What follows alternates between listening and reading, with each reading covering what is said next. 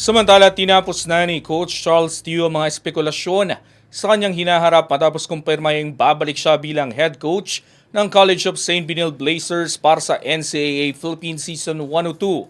Lumutang ang pangalan ni Teo sa mga usap-usapan matapos maiugnay sa bakanting head coaching post ng Phoenix Fuel Masters, kasunod ng paghiwalay ng koponan kay Willie Wilson.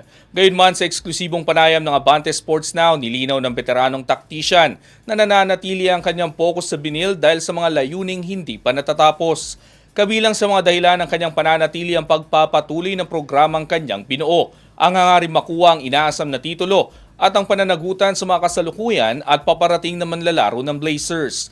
Noong Disyembre, inamin ni Teo na pinag-iisipan niyang magpahinga matapos ang sunod-sunod na mabibigat na seasons, dahilan upang umingay ang mga haka-haka tungkol sa posibleng paglipat niya sa professional ranks. Sule, pinili niya ang continuity kaysa agarang oportunidad. Sa pagbabalik ni Teo, papasok ang Benil sa NCAA Season 102 na may malinaw na direksyon at matatag na pamumuno sa sideline, nakatuon sa iisang layunin: tapusin ang nasimulan at itulak ang Blazers pabalik sa tunay na title contention.